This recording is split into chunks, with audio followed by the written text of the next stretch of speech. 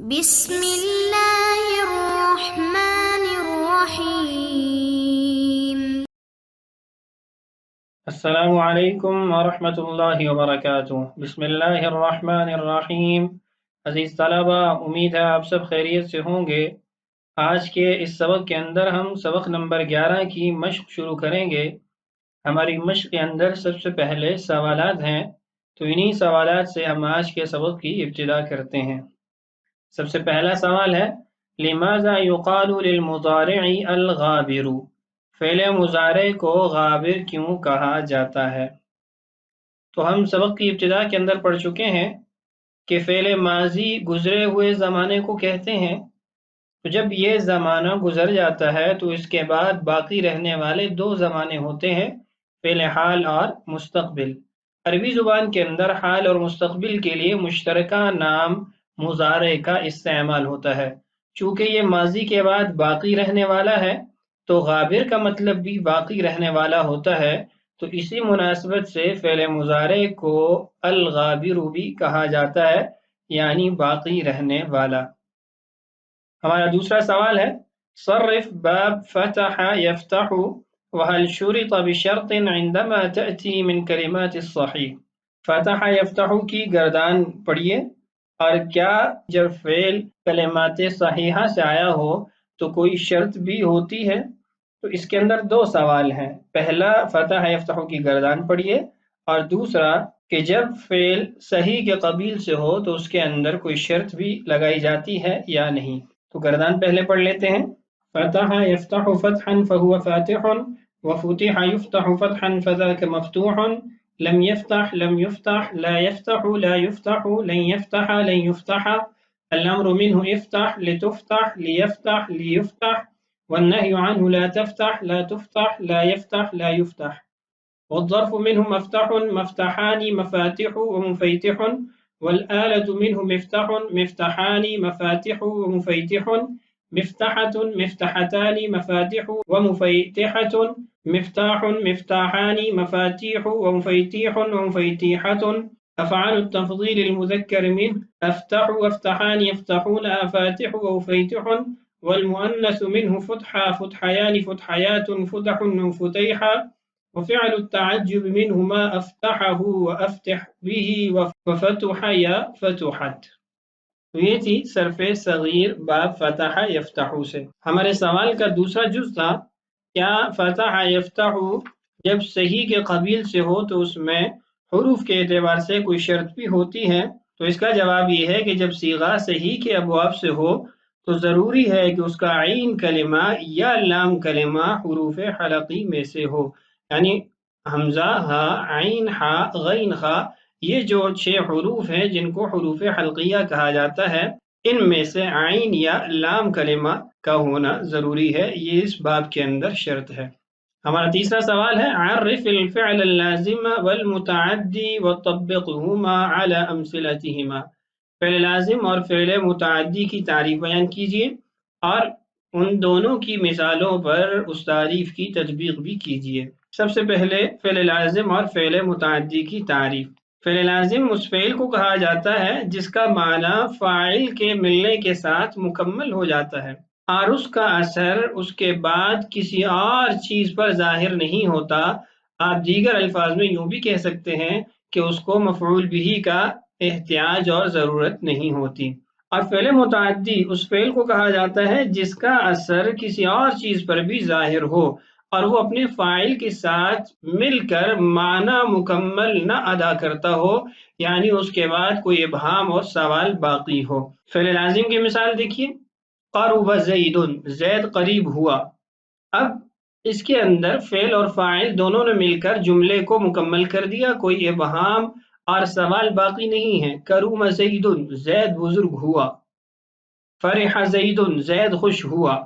تو فرح، کرم، قربا یہ ایسے افعال ہیں جو اپنا معنی فاعل کے ملنے کے ساتھ مکمل کر دیتے ہیں، ان کو مفعول کی ضرورت نہیں ہوتی۔ جبکہ اس کے برعکس فعل متعدی کی مثال دیکھیے کہ اس کے اندر فاعل کے ملنے کے ساتھ فعل کا معنی مکمل نہیں ہوتا، جملہ مکمل نہیں ہوتا، بلکہ اس کے اندر کسی قسم کا ابہام اور سوال باقی رہ جاتا ہے۔ مثال کے طور پہ ہم کہتے ہیں ضرب زید، زید نے مارا ہے۔ اب یہ مارنے کا اثر اپنی ذات پہ ظاہر نہیں ہوا ہے، کسی اور ذات پہ ظاہر ہوا ہے، کسی اور چیز پر ظاہر ہوا ہے۔ اب سوال یہ بنتا ہے کہ کس کو مارا؟ اس لیے ہم ضربہ کو فعل متعدی کے اندر شمار کرتے ہیں کہ ضرب زید عمرا بکرا خالدا، اس کے آگے مفعول بہ کا ہونا ضروری ہے تاکہ معنی مکمل ہو سکے۔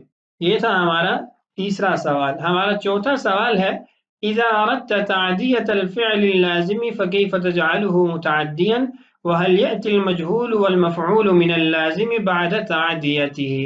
اس سوال کے اندر بھی دو جز ہیں۔ پہلا جز یہ ہے کہ فعل لازم کو متعدی کیسے بنایا جائے گا، اور دوسرا سوال یہ ہے کہ کیا فعل مجہول اور مفعول لازم کے قبیل سے آتا ہے جب آپ اس کو متعدی بنا دیں؟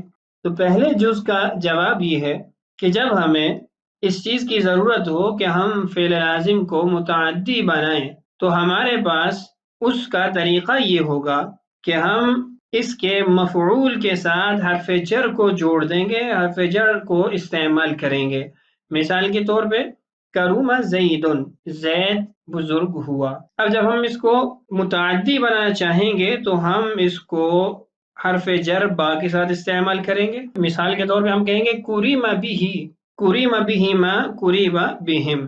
اسی طریقے سے جو دوسرا جز تھا کہ کیا مجہول اور مفعول لازم سے آئے گا جب آپ اس کو متعدی بنا دیں، تو اس کا جواب بھی اس بات کے اندر ہے کہ ہم اس کو متعدی کے اندر جب منتقل کر دیں گے حرف جر کے ساتھ تو جو متعدی کے صیغے ہیں وہ اس کے بھی بن جائیں گے، یعنی متعدی سے مجہول بھی آتا ہے، مفعول بھی آتا ہے۔ تو اس صورت کے اندر ہم اسی حرف جر کو استعمال کرتے ہوئے اس کو متعدی کی طرح مجہول بھی بنا سکتے ہیں اور ہم اس کو مفعول بھی بنا سکتے ہیں۔ مثلا کروم کو ہی لے لیں تو ہم مکروم بھی، مکروم بہما، مکروم بہم، حرف جر کے ساتھ ہم اس کو مفعول بھی بنا دیں گے۔ ہمارے سوالات میں آخری سوال ہے هل توجد قاعدة مستقلة لأوزان المصادر من الثلاثي المجرد؟ کیا کوئی ایسا قاعدہ ہے جس قاعدے کے ذریعے ہم ثلاثی مجرد کے مصادر کے اوزان طے کر سکیں؟ تو اس کا جواب نفی میں ہے کہ ایسا قاعدہ نہیں ہے، بلکہ اس کے جو مصادر ہیں وہ بے شمار ہیں۔ بعض علماء نے اس کو 40 تک ذکر کیا ہے اور سبق کے اندر اس کا ذکر بھی گزر چکا ہے۔ تو ہماری تمرین کے اندر سب سے پہلے 5 سوالات تھے جن کے جوابات ہم ذکر کر چکے ہیں۔ تمرین کا دوسرا جز ہے عین باب كل من المصدر وصرف كل منها وطبق شرائط باب فتح وحسب على اوزانهما۔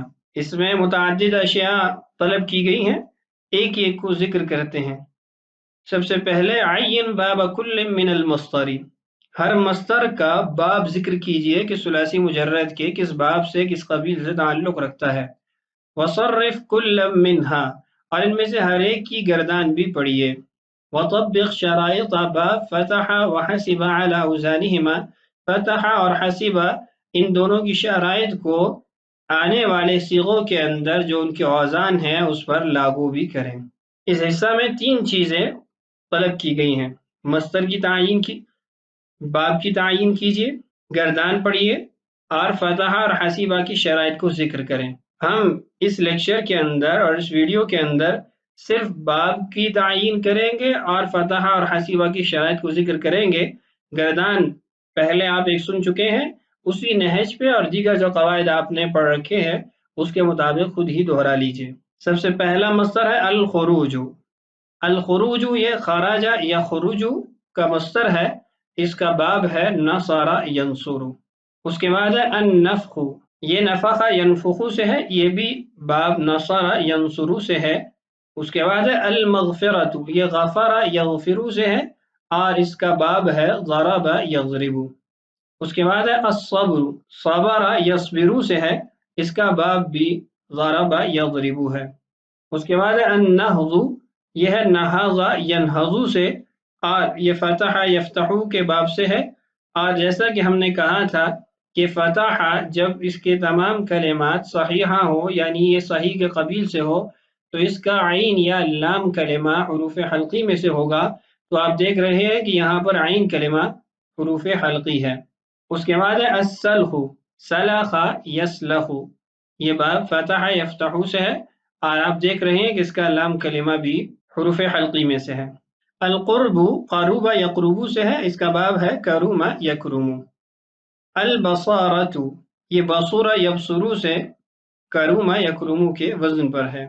الشرب شریب یشرب سے ہے اور یہ سمع یسمع اس کا وزن ہے. اللبس لبس یلبس، یہ سمع یسمع کے وزن پر ہے. الوراثۃ ورث یرث، یہ حسب یحسب سے ہے. ہم نے حسب یحسب کی بحث کے اندر یہ ذکر کیا تھا کہ اس باب سے صحیح کے افعال نہیں آتے بلکہ اکثر مثال کے افعال اس سے آتے ہیں. تو آپ دیکھ رہے ہیں ورثہ یہ مثال کے قبیل سے ہے. اس کے بعد ہے الورم ورم یرم، یہ بھی حسب یحسب کے وزن پر ہے اور مثال کے قبیل سے ہے. تو آج کے اس سبق کے اندر ہم نے سبق نمبر 11 کی مشق کا کچھ حصہ حل کیا ہے. اگلے سبق کے اندر ہم بقیہ حصہ انشاءاللہ حل کریں گے. امید ہے آج کے جتنے بھی سوالات اور صیغے تھے ان کا حل کرنا آپ کو سمجھ آیا ہوگا. اللہ تعالیٰ سے دعا ہے اللہ تعالیٰ ہمارے لیے ان اسباق کا اور ان کی تمارین کا حل کرنا اور سمجھنا آسان کرے. اللہ تعالیٰ ہم سب کا حامی و ناصر ہو. السلام علیکم ورحمۃ اللہ وبرکاتہ.